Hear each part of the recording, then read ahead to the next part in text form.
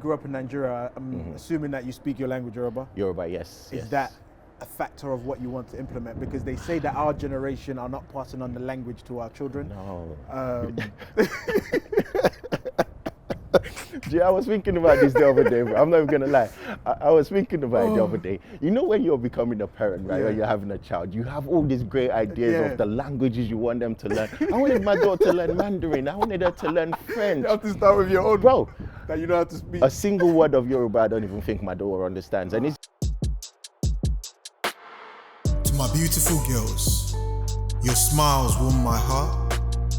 You turn bad days into good evenings. I promise to listen, to share, to guide, to provide, to protect, to love. All that is mine is yours. This is Stories by Emeka, the Fatherhood series.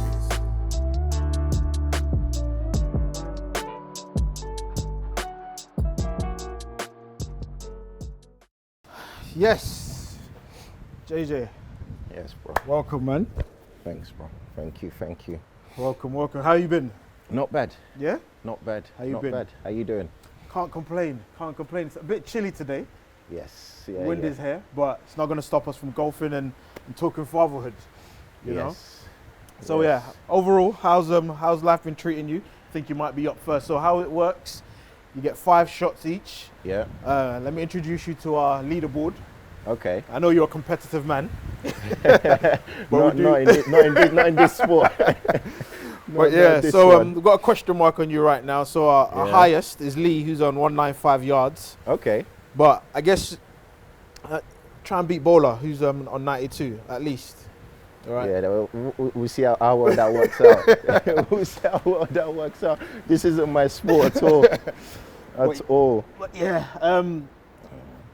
So yeah, in terms of fatherhood, let's get started. 3 words to describe yourself as a father. I'd probably say fun. Yeah.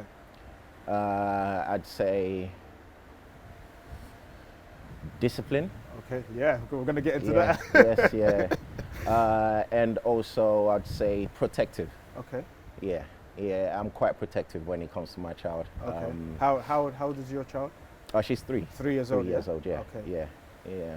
All right. So, fun, discipline, and protective. Yes. Okay. Cool. Yeah. But before we dissect into that, let's see what your shot range is looking like first. It's not looking great. I can tell you that for a fact. It's not looking great. I tried this once with my boys and it just didn't work out very well. Yeah, see? It's all right. Look at that. That's my luck. Nah, that's just absolute luck, to be fair. What was that? See, that got nowhere. All right. So it was 60 yards, but Yeah. I think it was the direction was a bit off. No, you've got a few more. Yeah? But yeah, so when we're talking about fatherhood, and we're going to sort of work through your journey of sort of becoming a father. So once you knew you was going to be a father, what was your feeling? How did you feel at the time? That's a good one. Yeah. At the time, it was more, I need to get my stuff together. Yeah. Okay. Literally. It was a panicky moment. It was a joyful moment at the same time. It was a Yeah. panicky moment because I knew what was coming. I knew that having a child isn't easy. Yeah. Having a child isn't cheap. And also I figured my partner would have to would have to do maternity leave. Yeah. So I knew that finances could become a little bit tight. Yep. So I just needed to get my act together, really. Okay. That was pretty much it. I needed to scale up in Yeah. terms of my earnings. Yeah. And that was more the feeling that I had at the time. But it was a joyful moment. It was a moment of it works. Yeah. Because You know what I mean? with that, what I wanted to sort of press you on is because a lot of men would say that Yeah. in terms of the finances. But if we're going a little bit deeper into it, did you think about what does it actually mean to be a father? What, like, put the money aside, Yeah. but in terms of you emotionally, mentally preparing for this lifelong journey, of raising a child from zero to adulthood? Like, did any of that come into your thinking? Because I know with men, definitely we've been built to be breadwinners. Yes. You know, yeah. and we want to be able to make sure that everyone around us is comfortable, and especially our nearest and dearest. Absolutely. But putting that to the side, did the other side of fatherhood come into play for you when you knew you was going to be a dad? Yes, it did. Okay. It did. Because you see, the thing is, being a father requires you to grow rapidly as well, in terms of your mentality, how you see life, how you see things, because ultimately these are the knowledge that you pass on to your child. Yeah. And you always have an idea of what type of dad you want it to be. And you have an idea of what sort of child you want to have overall. So for me, it was more, I need to get stronger in my mentality. Okay. I need to look at sides of me that I knew I didn't want to pass on, or whatever traumas I was dealing with or I had growing up. I grew up in Nigeria, so my childhood wasn't really the best. So I knew that I didn't want to pass on certain traumas. So I started looking at all of that. And those are the kind of things I thought about when when you think, I didn't want my child to be raised the same way I was. Okay. Not that I was raised in a bad way, but it was a tough time. It was tough growing up. It was a difficult life growing up in Nigeria. I grew up in an area called Agbo, which is like in Ibadan. It's like a proper ghetto. So area boy areas. Area, exactly, exactly. So I didn't want her to inherit any of the traumas that I had growing up. I didn't want to raise her the same way I was raised. I was brought up by my grandparents. I wanted to be as present as possible and give her as much time as I possibly can while she's growing. Yeah. So in terms of sort of linking back to your own father, was it, when you say your grandparents, was that more because they were out trying to work, or was there a different reason to that trauma that you didn't want to obviously pass on to your Yeah, I think it was both trying to work at the same time. My mom was living in the UK. She'd come over to the UK to try and obviously develop a better life for herself and eventually us as well. My dad was a professor in a university, so he traveled a lot. He was doing lectures and seminars up and down the country, so he didn't necessarily have the time either. So it was both. It was a bit of both, but it was just the time that I didn't get from. How has that affected you? Do you think about it in terms of that missed time? Because we all get caught up into this narrative of trying to better ourselves financially, and 9 times out of 10 that it was going to take time. In terms of the process of eventually becoming financially free, which buys you time, costs time in order to get there. So whether you're employed, you might need to put in 60 hours, 70-hour days, or whether you're an entrepreneur, which means that your time, the fact that you're working for yourself means that you're dealing with issues that might come up, and then that's taking your time away from your children. But while all of that stuff is happening, key moments are potentially being missed. Yes. So how did that affect you, and how are you trying to make sure you don't fall into that same cycle? I think one of the first things I knew that I would need to work on eventually is trying a way to sort of have a passive income in order to be able to have more time with the child. Do you get what I'm saying? I'm still working on that. That hasn't really come to fruition just yet. But I knew that I needed to change certain things. I don't enjoy 9 to 5. I mean, I have a successful career in procurement, but nonetheless, I don't enjoy 9 to 5. I think time with family is what's more important. And over time, I just knew that I needed to find a way to create more time to spend with my child. But then again, she was born just before the pandemic, so ultimately, I was working from home anyway, which meant that I had a lot more time to spend, etc. So, The way it affected me growing up with parents not having time is it turned me into being a minimalist. Okay. So I could survive on the most minimal affection. Okay. I could survive on the most minimal time Yeah. spent with parents, etc. So in a way, it didn't leave me damaged, if that makes sense. It made me a little bit more understanding and appreciative of time. Okay. Do you get what I'm saying? I think that word is quite interesting, minimalist. So how does that work for you now? Does that mean that you are a minimalist giver when it comes to affection and the love that you have?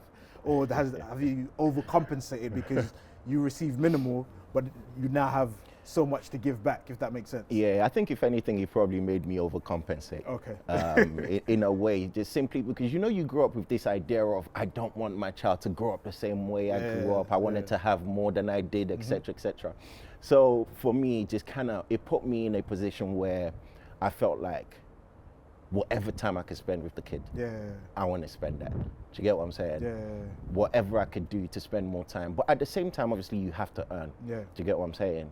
So if, say, for example, I'm working from home and I spend the whole 9 to 5 or 6 or whatever working, once I finish work, it's playtime. Yeah. It's time to, you know, chill with her, etc. You know, so it's overcompensate in a way. But nonetheless, I know that time spent is never really a time wasted. So either way, it can't be a bad thing. Exactly. It can't be a bad thing. Let me let you take your second shot. Let's see if there's improvements. No, there probably isn't any, but ooh, okay. Listen, this is what I'm saying when people are doubting themselves. Okay, okay. This is what look, you've already beaten Ade. Look, Bola, look. Okay. At least I beat someone. Yeah, you're not. Yeah, you see, you know, never doubt yourself. Yeah, no, that was sweet. Yeah, man. That feels good. But in terms of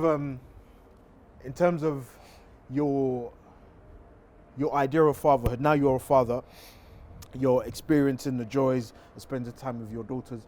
Do you sort of start to think about the foundations that you're building now for how you want her to be in the future?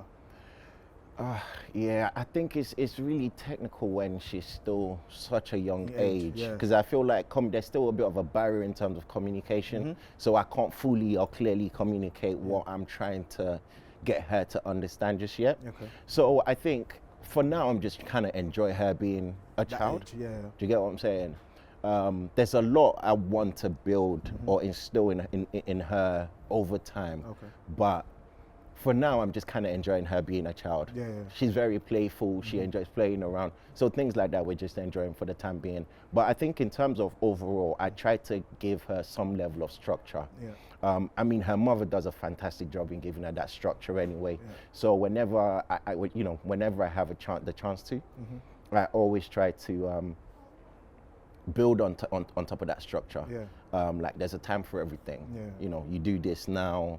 You do that later, focus on one thing first, finish that first, which is almost impossible for a 3-year-old anyway. But I still make an effort in trying to make sure that, you know, you put some level of structure to life and not just try and live life just without. Anyhow. You know what I mean? So yeah. I think it's important because at that age, because they say the formative years is the years where they are like sponges.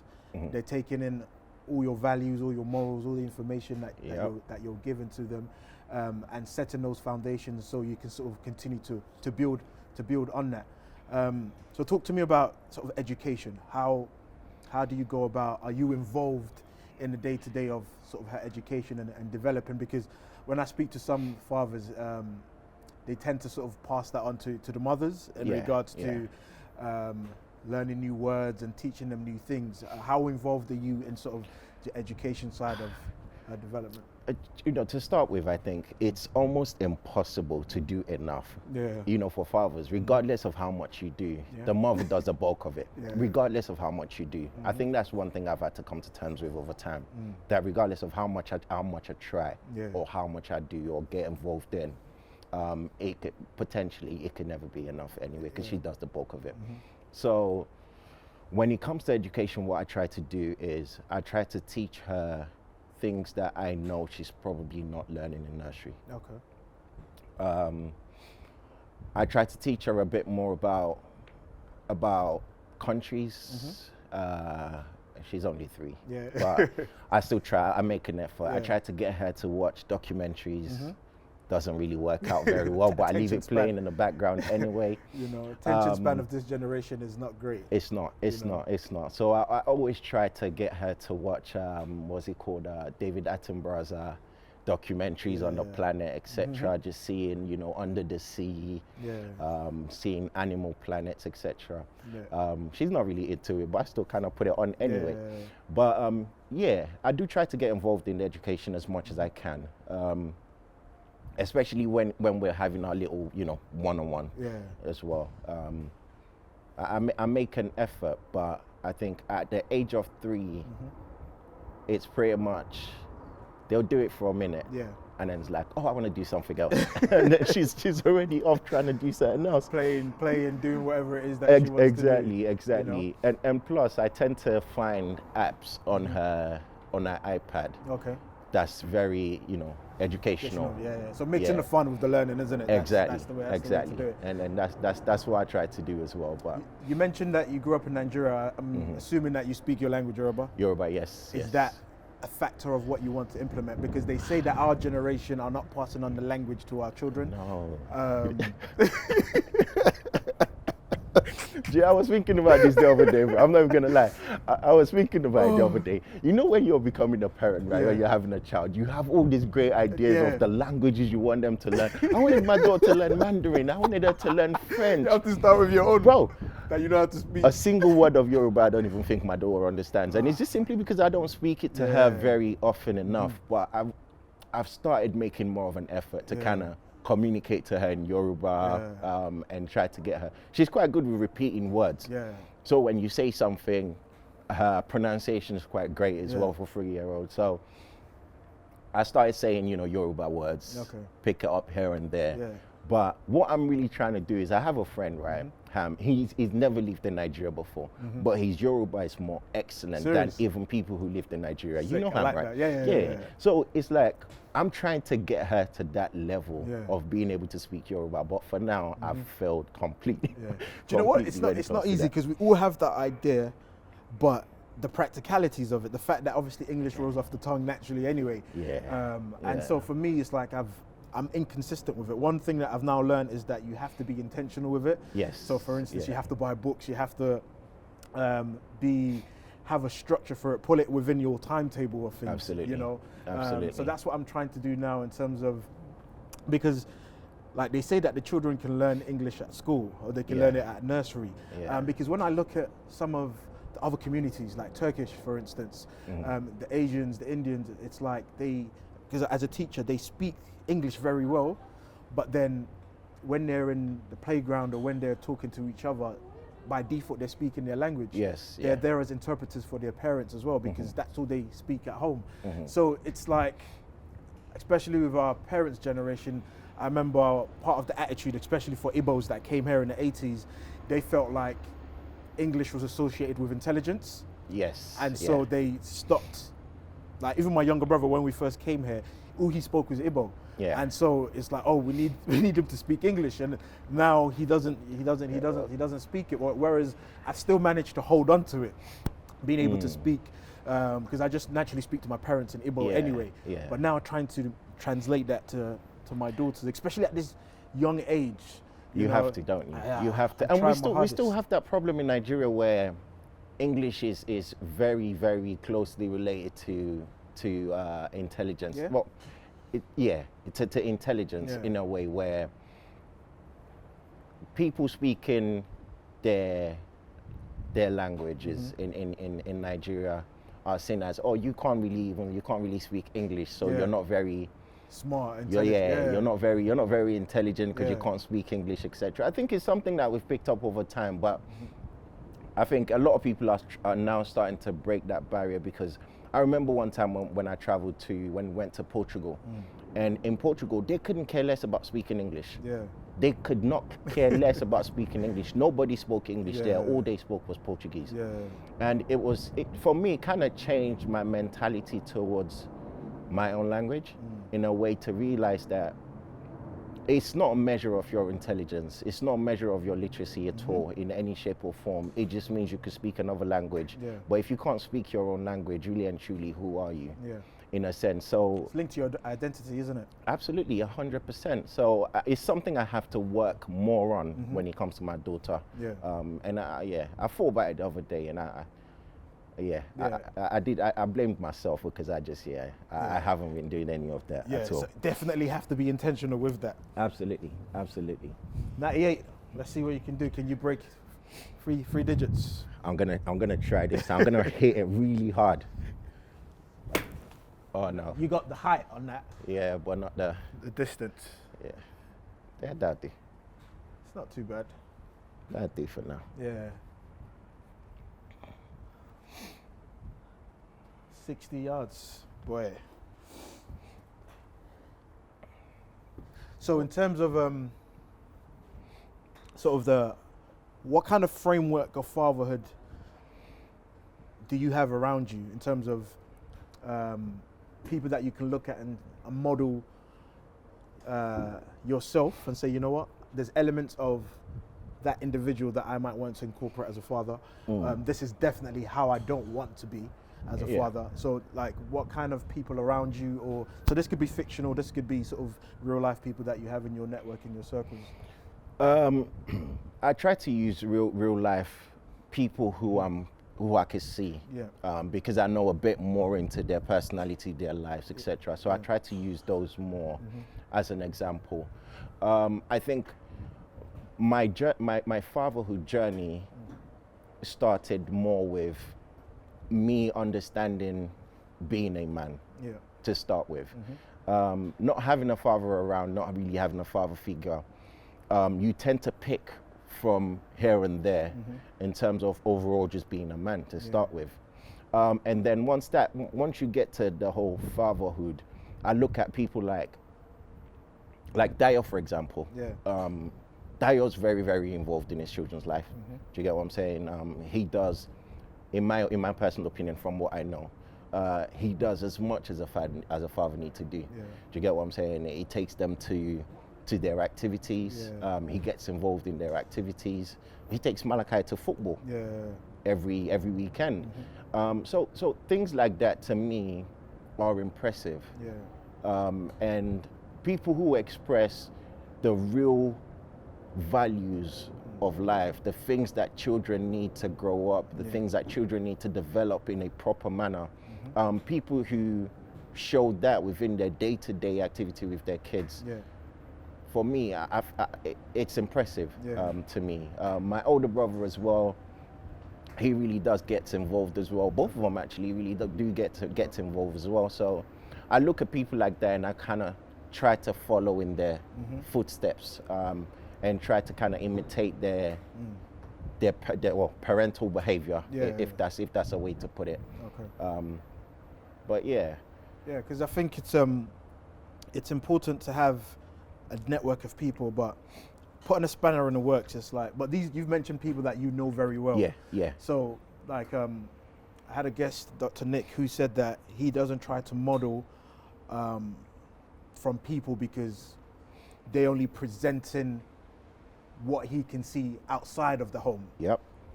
How are you as a man inside the home? I can never know. So for him, he's always a bit precautious to say, I want to model this, because ultimately, what does that mean inside of your house? And I never saw it like that. Do you know what I mean? And so that opened up a whole different kind of conversation, isn't it? Yeah, absolutely. You can't do that. You can't, even with life in general, you just can't do that. You can't do that with marriage. You can't do that with relationships. You can't do that. People only present the front that they want you to see. What really goes on deep down, in their homes, you don't know. So I only model people who I'm very, very close to, people who I see in their day-to-day life and how they are and how they behave, etc. Those are the type of people I try to kind of model my life to. But people like celebrities, I don't do it. I don't do it. I don't do it with celebrities. I don't care how much of a nice front their relationship. I don't do relationship goals just because they're taking a picture, just because you've seen a video somewhere and you think that's relationship goals. You don't really know what these people are going through. So isn't it? Exactly. You just don't know. You just don't know. So I avoid that as much as I possibly can. No, that makes sense, because for me, like I said, it's looking at the people who I can see their character, I can see the input that they're having, and ultimately being able to learn through conversations like this, in terms of, you know what, this sometimes it's like when we generically, I say, oh JJ, how are you? You say, you know what, all good, you know, can't complain. That's our default answer. But then I might say to you, for instance, bro, how are you really feeling? And so that's my question in regards to, are there days where, obviously we speak about the joys of fatherhood, and naturally as men we don't really speak about our emotions, and when we're struggling, for instance, women might have postnatal depression, there might be periods of, sometimes women don't really feel connect to their child after a certain period, because they are now coming to grips with giving their all to another human being. Has there been any kind of mental challenges for you in regards to this journey of fatherhood, things that you consider challenging but are working through it? Yes, there's always challenges, to be honest with you, but the honest truth is, with me personally, what I've done is I've become so self-sufficient when it comes to my mental stability, when it comes to regulating my emotions, when it comes to my mental in general. I've become so self-sufficient that I often don't allow things that's going on around me to fully affect me mentally. It might draw out some level of emotions or whatever, but mentally I'm very grounded when it comes to that. And I think it's to do with my upbringing as well, in a way, because obviously, like I said, grew up in Nigeria. I've come to a time where it is what it is. Life is what it is. And when it comes to other people in a relationship, and, you know, when they're going through things, and all I can do in that situation is just be there as much as I can. I always try to understand what's making people feel the way they are feeling. Like, what's the real cause of your feeling? What's that particular thing that's making you feel a certain way? And if that person can explain, or if they can sort of lay it on a table and explain to me exactly what it is that's making them feel a way, then we can find a solution. But you'd realize that most times people go through emotions that they can't even explain themselves. So they've come to a place where they're feeling a certain way that doesn't necessarily reflect their reality, but they feel the way they're feeling nonetheless. Do you get what I'm saying? There's not much I could do to help, but I could only be there for you as much as I can. So when things like that happen, I just try to be as emotionally available as I possibly can be. That's the Because I know we can sort of segue into fitness. As fathers, a lot of fathers let themselves go once they become fathers, or they get married, and, you know, they don't train as much, and they're not engaged as much anymore. I remember a friend of mine once said that as soon as his child was born, he started training, and he's like, I'm training for sports day. I'm like, the child is the newborn. He goes, what? What? Sports day? Against all these other fathers? Sports day is around the corner. corner. I'm starting from today. He goes, what, 3-4 years? I'm going to be ready. I'm winning those races.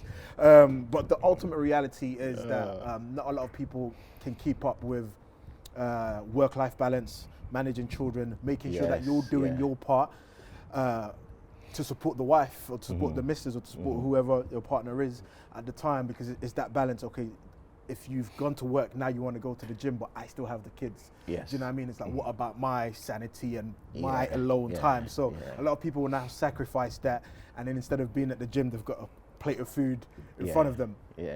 Part of you being able to regulate your emotions and effectively kind of manage your mental health, is that because of your fitness regime? In terms of, for you, it seems like it's a lifestyle, and you're consistent with it. I feel like with me personally, I have periods of when I'm fit, in terms of I might work out for 3-4 months. And then, for instance, the latest one, we had Christmas. you know how it goes with the food. Do you know what I mean? As soon as we had that big meal, there was more big meals, and it never stopped. So I'm now in my phase of, okay, I'm the heaviest I've been in about 5 years. Yeah. Do you know what I mean? So I'm now in a cycle of, okay, April, I said in January, I'm going to start. January went, it didn't happen. February, I need to start. April the 1st, I'm supposed to have started. Yesterday, I drank almost 2 liters of Fanta. Do you know what I mean? And so, like, that lack of discipline. But I know that when I really, really need to do it, I can, and I can do it for periods. But then, unlike you, where I feel like looking at how you've done it, it's just your lifestyle. Yeah. Every day, 365 days a year. So how did you get to that level, and why is it important for us as fathers to maintain health? I think I put out a video on Instagram the other day, right, talking about hitting rock bottom. Yeah. Now, some people can make the decision to change their life before they hit rock bottom, but some people unfortunately can't. Yeah. I don't want to hit rock bottom every time. I don't want to go to the doctors and I'm told that you've got a heart condition or you've got this issue because you haven't been looking after yourself. I don't want to get to that position before I know I need to look after myself. Yeah. One of the scariest things for me is old age. Yeah. Do you get what I'm saying? So just not being able to be as active as you normally are over time, for me is a scary thought. Yeah, definitely. So for those reasons alone, it's enough for me to want to hit the gym every day. Do you get what I'm saying? I don't want to not pay enough attention to my body and then overall cause some sort of long-term effect on my life. Do you get what I'm saying? Yeah. To be fair, I've always been active. I've always played football, basketball, or whatever it is. So I've always been active over time. But when I was getting married, I remember a friend of mine saying, "Oh yeah, all of this workout thing is going to stop." But what he didn't know is it's already embedded in me, in every single thing I do. For example, eating healthy. I don't have an issue with eating healthy. Some people find it as, oh, it doesn't taste nice, it's not really that great or whatever. For me, I've got myself into a position where I like what I eat. Yeah. I eat healthy and I enjoy it. I like it now. Do you know what I mean? So it's a case of just making sure you make that decision before it's too late. Yeah. Literally, before it's too late. Yeah. Making sure that, and it ties in with your mental health as well. Your fitness, your working out, etc. It's been scientifically proven that it puts you in a better mood. Yeah. It makes you a lot more happier. If you don't work out, my question is, what's your outlet? Yeah. How do you deal with struggles of life?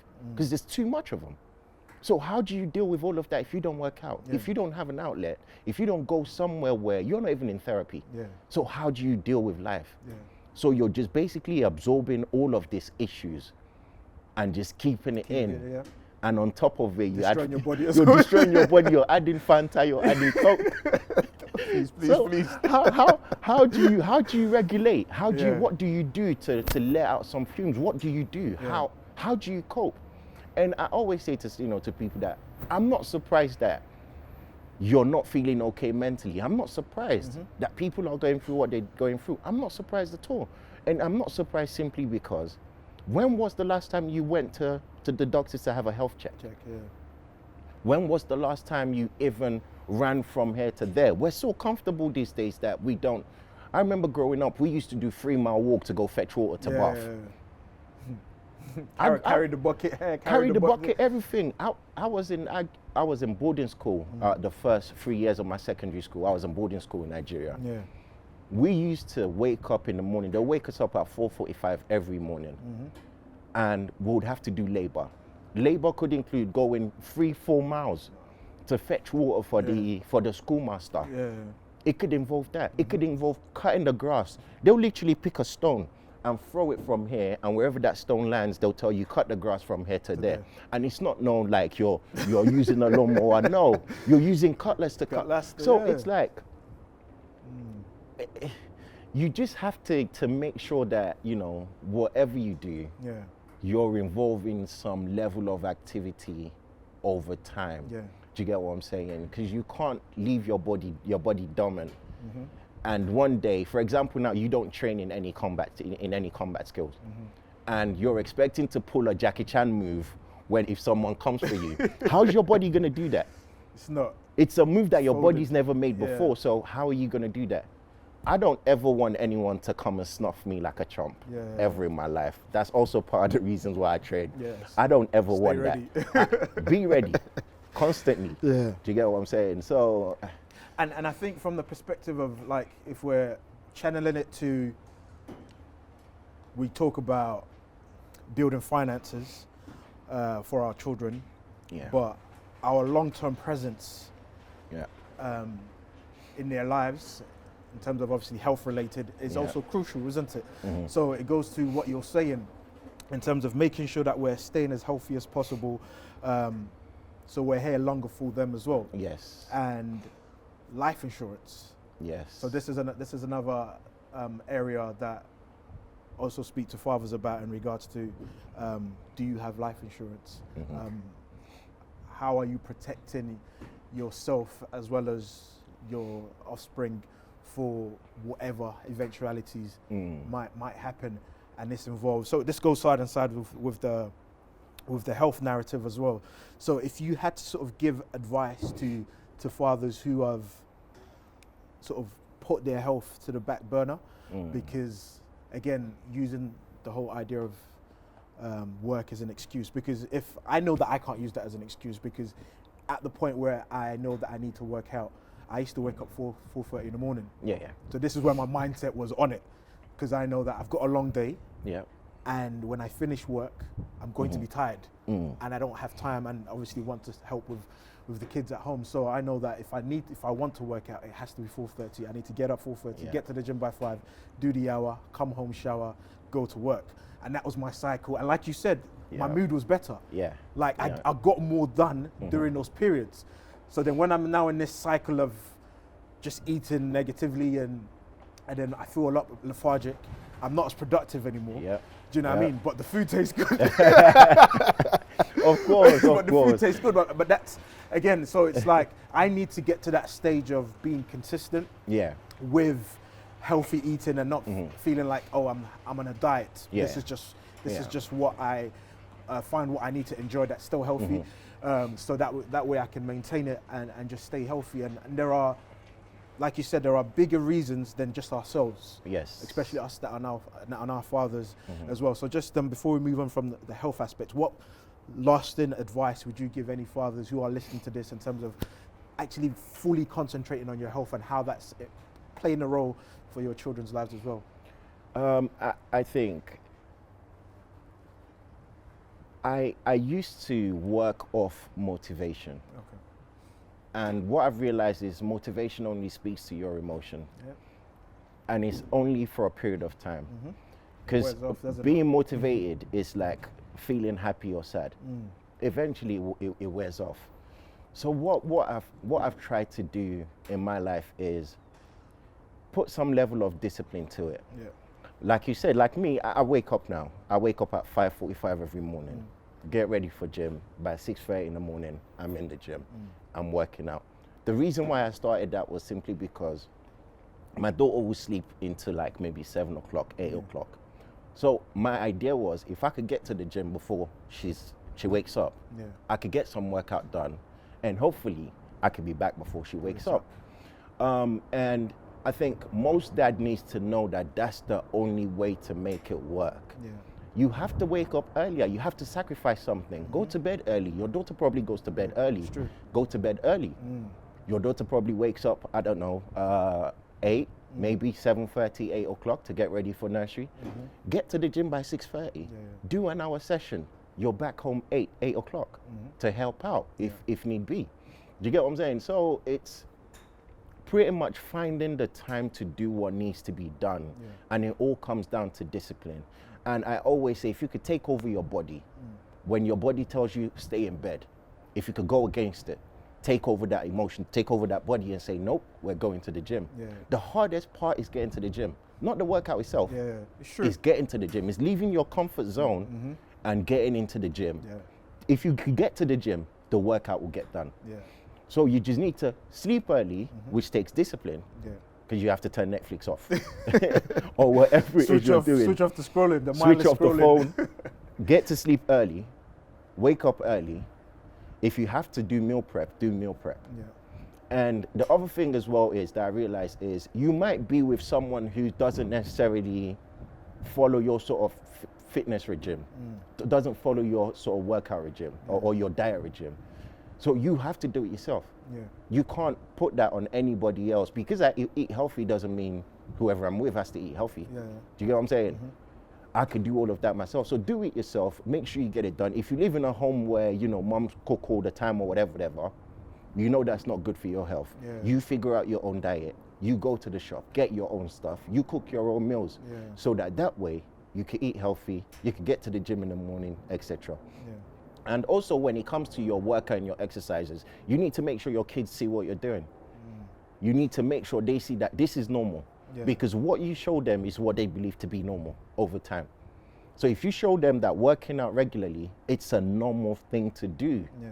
eventually they pick it up as well. When I'm doing exercise, my daughter's very well aware of me going to the gym. She talks to people at nursery about it all the time. Yeah. That daddy goes to the gym, daddy doing exercise, daddy's working out, and things like that. And she'll be doing it as well. I got her a little toy dumbbell as well, Yeah, oh, nice. that she uses as well. I'm doing gym, I'm working out. Yeah.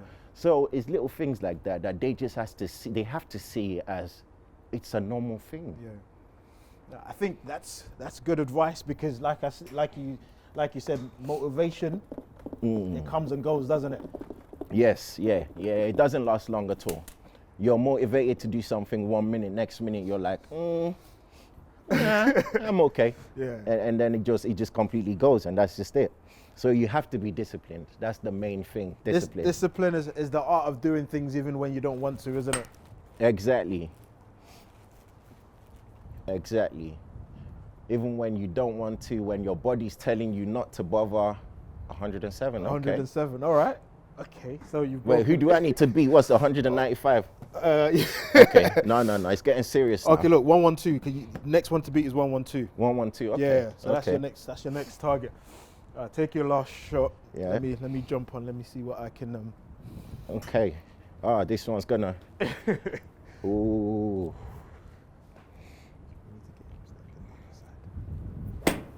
Oh no! Again, I got the height, but not the distance on that. Yeah, that's fine. You got that straight though. Well, no. So yeah, you've kind of planted that discipline seed in me again. So I need to. Yeah, stop waiting for the next first of the month and just get started. No, whenever you're putting dates on it, just know you're not going to get it done. Yeah. Whenever you're putting dates on it, you can't afford to put dates on it. You can't afford to say, oh, I'll wait till January or I'll wait till next. Because it's a mental block, isn't it? In terms of, it is. It's like, if I haven't started by the 1st, so I have to wait another 25 days to start. Exactly. Do you know what I mean? Which is time when I could have been improving what I need to improve. The way you have to see is your body needs it now. Yeah. Your mind needs it now. Your health needs it now. Yeah. You don't want to wait until you go to the doctors and they say, oh yeah, there's something wrong with you. You have to change your lifestyle. You have to change your diet. Yeah. Yeah, that's the one thing I never want to hear in my life, that I have to do better something. than cure, isn't it? Exactly. So yeah, dads out there, start today. Shocking. I would have thought you would have got enough practice done by now. Listen. How many of these episodes have you done now? Don't call me out like that. You're still shooting like this. What's your... Oh no, you had 107 yeah, and but then it's still, 88. it's not there. I said, how many episodes have you... There we go. Ooh, okay. You called me out. Yeah, no. You called me out. Yeah, sorry. I'm sorry. I take that back. I'm sorry, bro. I'm sorry. What's that? What was that? Yeah, sorry. You see, this is the problem with me and my big mouth. I opened my big mouth so quickly as well after 2 shots. What was I talking about? I apologize. So good. Yeah, let's delve into discipline. Yes. What kind of papa are you going to be when your words are no longer having the desired effects? Are you man? What kind of discipline are you going to incorporate? So I grew up being punished with serious beating. Yeah. Do you get what I'm saying? What about the Shaolin ones when you, yeah. Oh, those punishments. Those punishments are evil. They're evil. In my personal opinion, those are just pure evil. I don't You care. prefer beatings to those ones? I'd rather you beat me than get me to stand still for how many hours. It's crazy. I'd rather you beat me. I'd rather you beat me. Or if I tell you some of the military stuff that's been done over time, that, bro, when I was in school, right, they would literally pour Gary on the floor. On a concrete floor, you know Gary, right? They'll pour Gary on a concrete floor and ask you to crawl from there to there, bro. What do you mean? That's just evil. And this is the this is the worst mental punishment anyone could give you. They will draw a bucket on the floor and ask you to push it from here to there. How is that? That's not even possible. But that's like serious mental torture. Yeah. So it's like punishments like that I don't really believe in. Mm-hmm. I believe in taking away things though. Okay. I believe in taking away your iPad, for example, when you're being naughty. Mm-hmm. Activities that you normally do regularly. For example, I take my daughter to the playground on the weekends now. Yeah. If you've been if you've been naughty over the week, I'm sorry, you're not going to playground. And I'll let you know exactly why you're not going to the playground. Yeah. So I believe in things like that. When your words are no longer effective, there shouldn't be a point where your words are not effective, but when kids are growing up, obviously they just do whatever comes to their mind. Innit? So when your words are no longer effective, I think the next cause of punishment is making your children understand that certain things that they have is just luxury, and they only have it simply because of good behavior. I don't believe in rewarding bad behavior. I believe in rewarding good behavior, so that they know that if you act in a certain way, chances are something good is likely to come your way.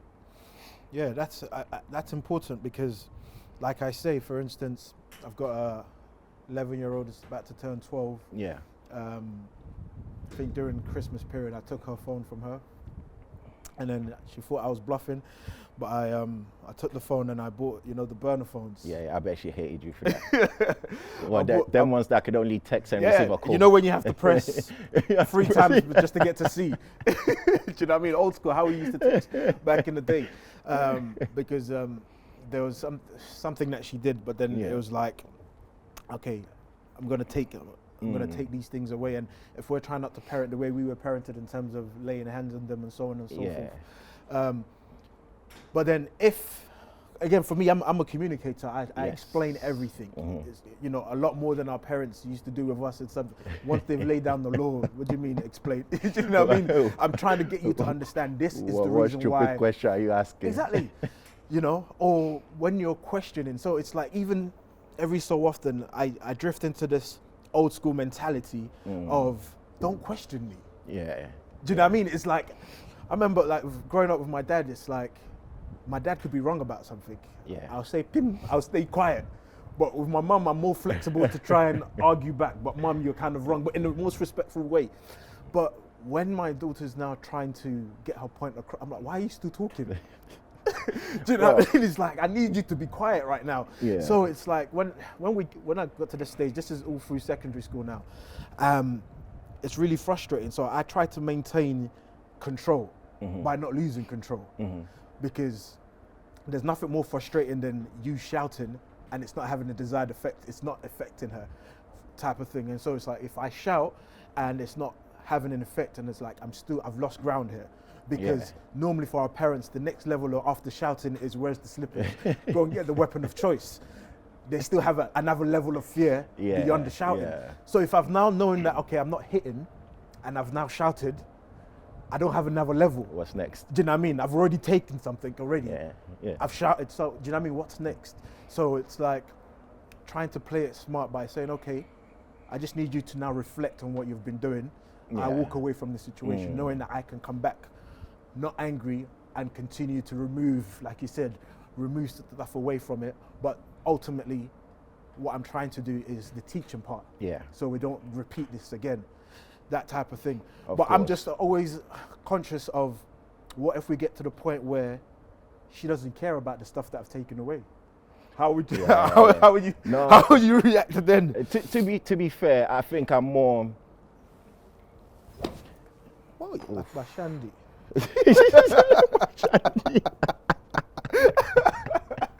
The machine didn't even register that. No, sorry, go on. Yeah, no, I think once I get to that, where do I go from here? Yeah. I think one of the things that I used to do, I normally do is the fear of potentially being smacked. I think in a way, I don't even know how good that is, but I'm like, surely if I, come on, get away from here.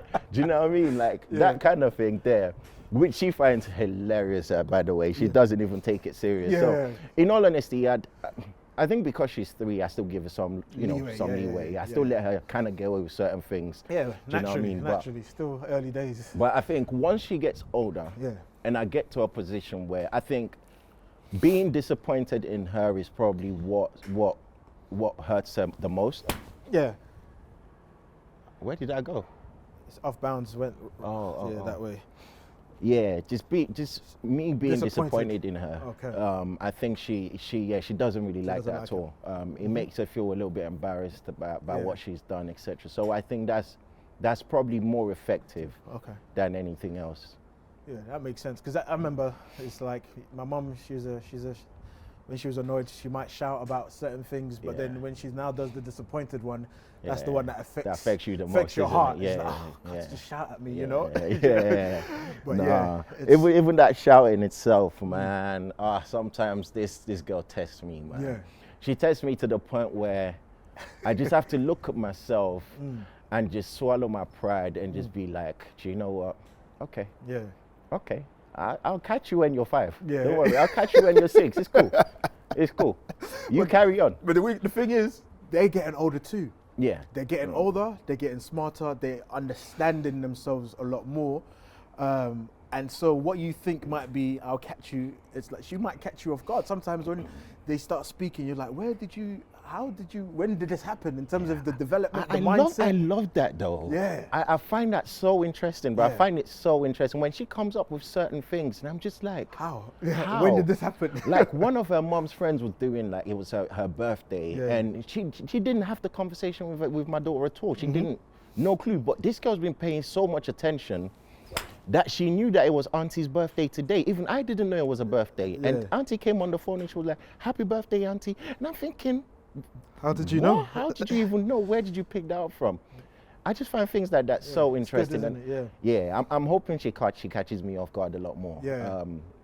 And then, especially when you're now having certain types of conversations, and you're able to navigate through, like you said, teaching them about the world, and then she's able to now fully conversate with you, and you're just like, wow, do you know what I mean? The growth has been immense throughout that period. So in terms of parenting styles, with you and your partner, when having a child, did you have conversations around how you both might be, and eventually when the child is here, and have you kind of clashed in regards to you believe in this way and you believe in that way, and is there compromises between sort of how you're raising your daughter? Yeah, because we're a lot different in personality. We're very different in how we see life as well in some cases. Yeah. And I think that leads to that whole case of what parenting style should you have. Like I said, I'm a very disciplined person. I'm a disciplinarian by nature. And when she does something that I believe requires a higher level of discipline. Ooh, what's that?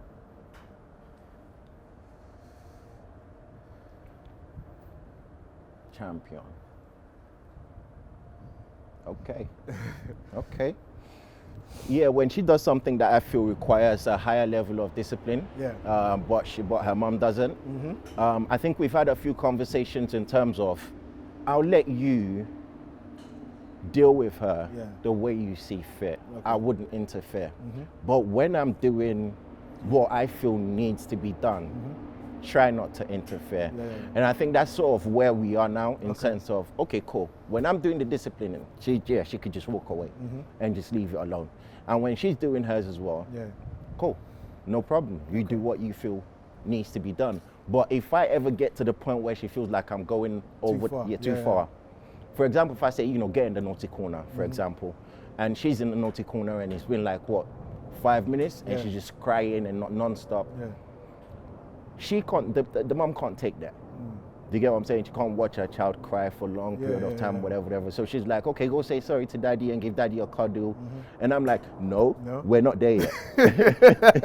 Do you know what I'm saying? Like, No, our emotions are removed from that. I don't want that cuddle right we're now. not there yet. We're not there yet. Just face the wall, like I said to you. You should face the wall and just wait there until you fully think about what you've done. And then, we can have a conversation then. So, sometimes we do have our clash in that sense, but it's never really something serious to be like, that gets that far. It's just usually our discipline style, basically. It's more what it is. Yeah, I guess, because it's important to have that understanding of where you both fall in line. But I guess what's interesting in regards to what you said is like, how long do you think that's potentially sustainable in regards to when I'm doing mine, don't interfere, when you're doing yours, don't interfere? Because it sounds like there's a clash happening at some point if it stays like that. Yeah, absolutely, I agree. But I think overall, the outcome we're looking for when it comes to our daughter is the same overall. Do you get what I'm saying? Okay. So we have that overarching agreement in terms of how we want it to be, where we want it to go. And I can honestly say so far, it's been absolutely fantastic. Her development has been complete. It's been really, really great to watch. So I don't even think, even if we were to have a difference in opinion, do you get what I'm saying? I think she allows me the opportunity to be her dad without her necessarily questioning my way. And plus, she's a great mom. I'm a great dad, in my personal opinion, that is. You're allowed to say that. You know what I mean? We don't have to be. In my personal opinion, I'm a fantastic dad. Yeah, exactly. So I think she knows that as well. So it doesn't really affect our parenting that much. Okay. Yeah, I think for now, we do have that. You do yours, I do mine. But nonetheless, when it comes to the overall, we have an agreement in terms of this is where we wanted to get to. All right. So in terms of finances, so how do you sort of navigate sort of preparing to teach your daughter about finances and just making sure that you guys are sort of financially stable, sort of moving forward? What's your responsibility? Do you take on that burden yourself? Obviously it's 2022 and women are doing what they need to do to also support, and they're also taking that burden off the men, but do you pull it on yourself being a traditional kind of Nigerian man and you just want to take on that sort of responsibility of just being able to provide entirely yourself? Yeah, I mean, my view on life is very much more about the future. Okay. So I want to make sure I secure an adequate financial future for my daughter. At the very least. So the way I'm looking to teach her is obviously at a very young age we're going to start from board games, and I've heard that Monopoly is one of those games that actually really teaches kids about about money. And I think there's another game that I heard about which is called Cash Flow as well. So I think it's pretty much just trying to find a fun way to teach them about money. My daughter already likes money anyway. She calls it tickets. She sees a note, she says it's tickets. There's tickets, yeah. So it's like she's already familiar to an extent as to, in my opinion, I think why she refers to as ticket is obviously you get a ticket to get an entry to have access to things, which is exactly the same thing money is. You need money to have access to certain things. So it's just basically letting her understand the idea of cash flow, income and expenditures, etc. Having her to understand what it means to be living below your means so that you could save up for the future, etc. And to be honest with you, I think even I myself have only just recently come into a full understanding of how money works anyway. Which is what I was going to ask you in terms of, did you have that lessons growing up or did you have to figure it out? No, I had to figure it out. I had a long life of financial inadequacy, in a way to put it. So I've only just come to a level now where I fully understand how money works. I fully understand, understanding the difference between assets and liability. It's not a concept that I fully grasped in the past, which was, you get money, you spend money, you buy a new jacket, you buy a new, do you get what I'm saying? When everyone wanted to wear designer clothes. But I've now realized how silly it is to make money and spend it on things that would not last long, and spend it on liabilities and acquiring more expenses rather than buying assets. I mean, I only just started investing in stocks about a year or two ago. Do you get what I'm saying? It's a concept I never really understood in the first place.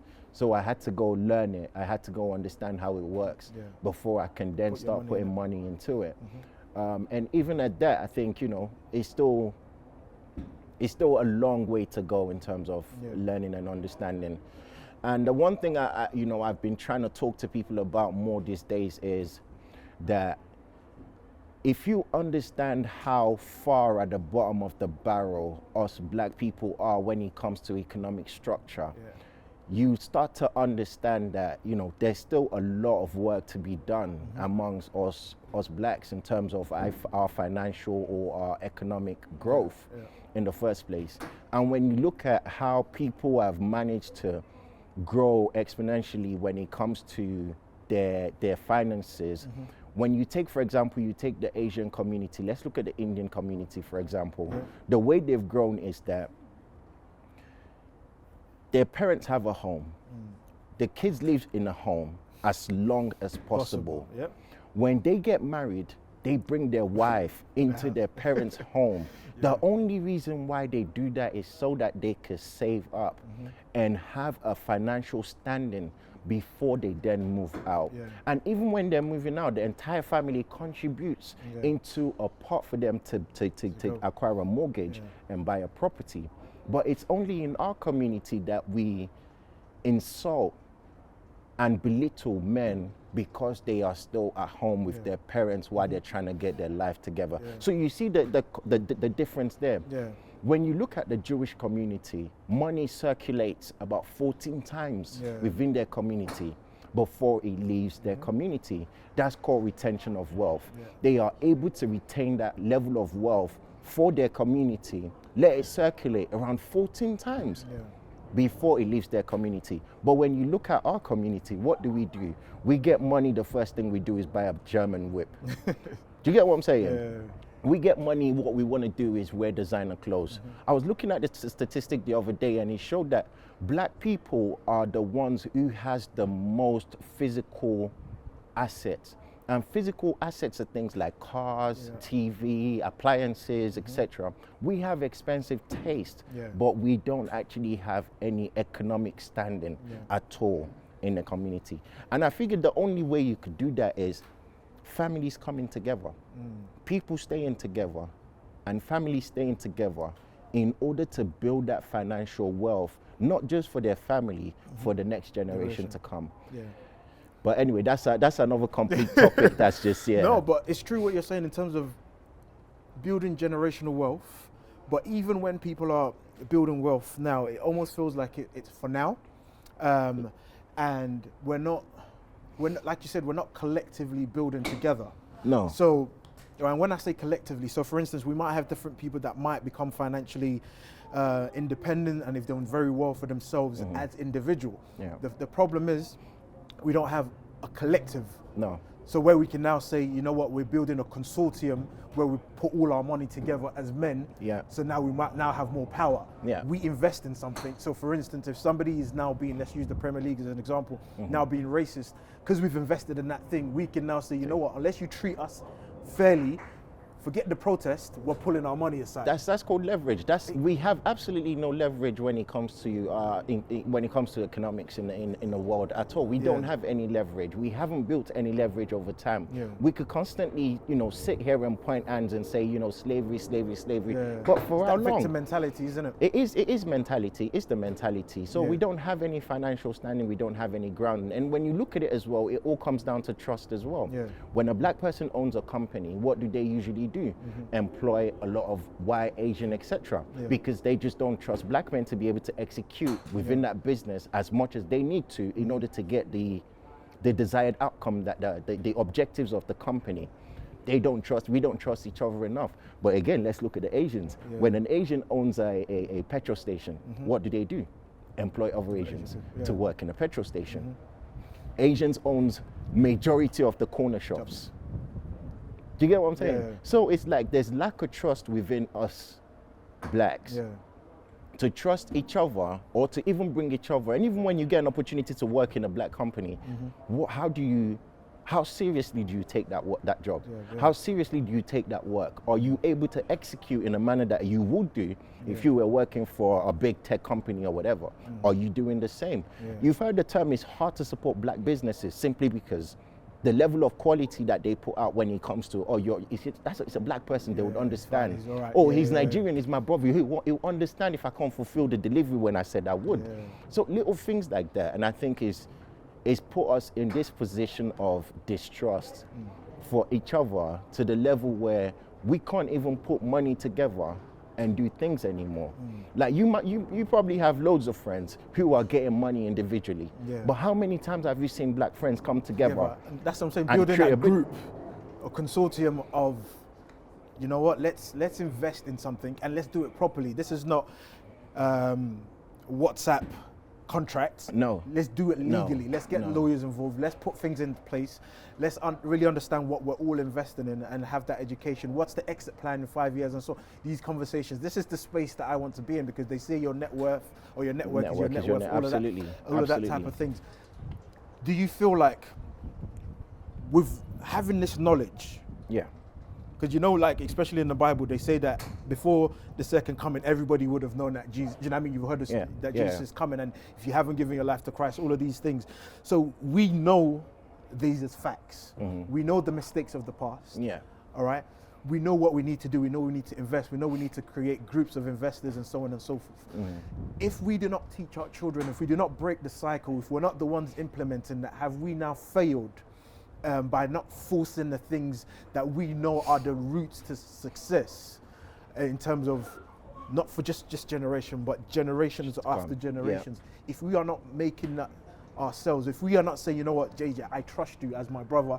We've seen the model. We're not having to recreate this model. We see what the model is. But if we are not actively making those things happen, would it be deemed as a failure on ourselves, and most importantly, a failure on our children if they are still having that same conversation and distrust amongst themselves in the future? It's not only failure, it's not only us failing ourselves or failing our children, we're failing our community as a whole. Do you get what I'm saying? Because if we carry on with this cycle, who's to tell where blacks are going to be in years to come?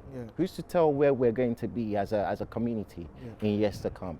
If we don't break the cycle now, but I'm happy that these conversations are being had now and people are opening up more to the problems within our culture, because it's a cultural thing. I stopped pointing at race a long time ago. It's a cultural thing. And if our culture doesn't change, or our beliefs within our culture doesn't change, we're always going to be at the bottom of the barrel when it comes to finances. Do you get what I'm saying? And they say charity begins at home. Before you could break the barrier, before you could break the mold in any culture, you have to start with the home first. We have to start with more trust within our homes. We have to start with more education, financial education within our homes. They taught us a lot of things at school, but they never taught us financial, financial literacy. We didn't have that growing up. Do you get what I'm saying? So if we don't start these things in our homes, where how much trust is between mommy and daddy? How is mommy and daddy handling finances? Are they split in terms of their overall beliefs when it comes to how they spend money? Is daddy trying to build wealth for the family while mommy's trying to get new bags? Or is daddy trying to buy new toys or cars while mommy's saying, how are we gonna afford the rent? You get what I'm saying? So this is where it all starts. Children copy what they see, literally. You could tell a child all you want, listen to this, do that, do that. If they see you doing completely opposite, they're never gonna follow that. Exactly. So it starts from the homes, it starts from I'm like, we're so split apart now, black men, black women, having all these stupid conversation online, these stupid arguments about who's not doing what, etc. We're so split now that we don't even see the traumas that we carry individually.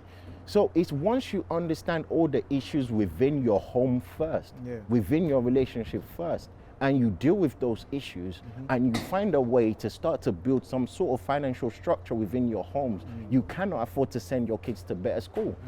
Going to a private school is not just to get that private premium education. It's not just that. It's the network that you come out with from being able to go to private school. How many of your friends do you know attended private school? Very little. Very, very little. Do you get what I'm saying? But when you look at the other side, a lot of them goes to private schools. And then they come out, they already have this network of wealthy people within their friends group. Nepotism at its finest, isn't it? Do you know what I mean? And bro, and that's just basically what it is. If we don't figure out for black homes, black relationships, father and mother and their children, if we don't figure that financial structure out yet, it's impossible to try and fix any sort of community. Almost impossible. Raising the consciousness, so it's like we've diagnosed what's wrong within our community. So we've now raised the consciousness of it. The next stage is the conversations. I.e., we're having these conversations here. The next step is the action. How much of that is really happening? Because we can keep having these conversations for the next 3, 4, 10 years. Do you know what I mean? But how many people are actively taking in the actions? Because I feel like there are a lot of wealthy individuals. People are doing really well, but on isolated situations as individuals. But how many people are actually coming together to actually continue to build wealth, and most importantly, pass on the knowledge of how to build wealth as well? Not a lot. Not a lot, because in our community, everybody keeps their cards close to their chest. Nobody wants you to know how they're making their money. Nobody wants to teach anybody how to make money, because everybody believes that if I teach you how to make that money, ultimately, exactly, you're taking out of my pocket, which is not the case in any shape or form. That's not the truth. So people are not making, I think some people might be making effort in their own little, their own little way that we might not be seeing, that's not publicized, etc. But it's generally speaking, we're not really making that much of an effort, because we haven't really moved much from where we were years ago anyway. And it's true, yes, black women are making more money now, which is absolutely fantastic. Black men are doing fantastically well as well, individually. But nonetheless, we still don't have that leverage economically to be able to make any decision when it comes to things that we believe isn't right. Like you mentioned earlier, if we're able to pull support, financial support from a system that's behaved in a way that we believe isn't appropriate for black people, and we could pull the plug, that's leverage. That's being able to step into a room and make decisions.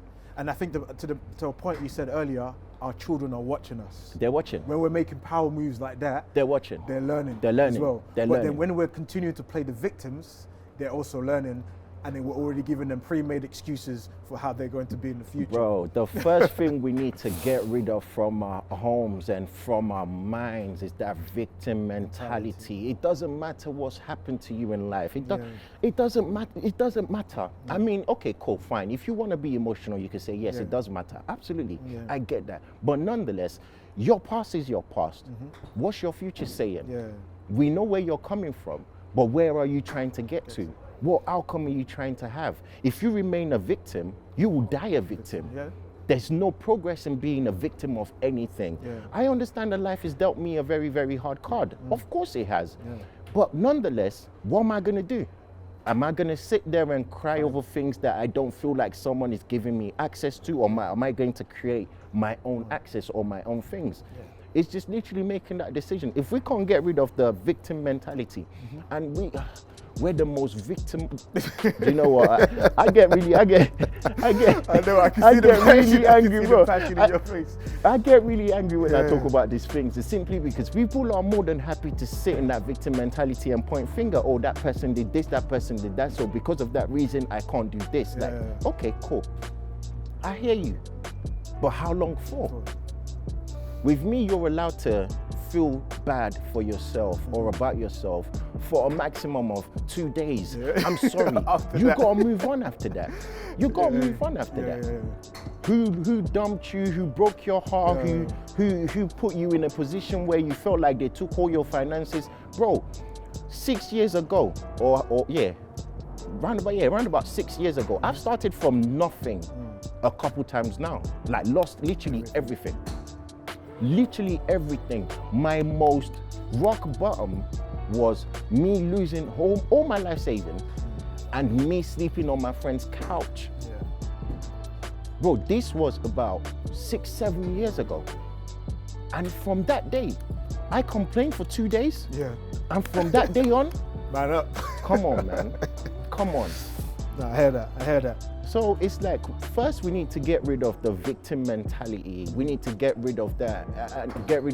Oh, yeah, black men are doing this to me, black women are doing this to me, or life is doing this to me. Bro, if there's no togetherness, there's no forward movement. Absolutely not. Amen. And keep pointing at things that's happened in the past is like looking backward and trying to move forward. You're going to trip and fall. There's never going to be progress.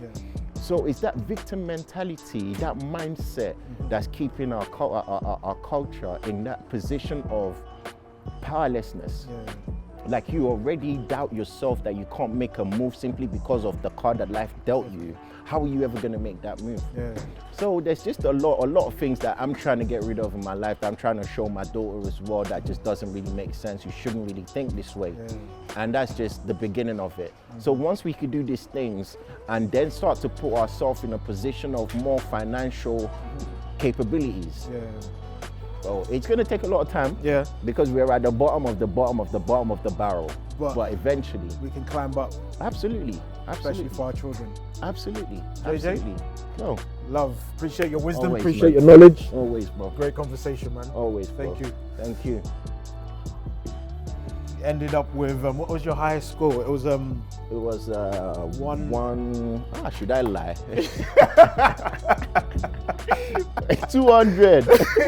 typical Nigerian. 200. You got 140 something. What? 107. 107. Oh, serious? Yeah. No, it can't be 107 because I beat. Yeah. I beat Bola. You beat.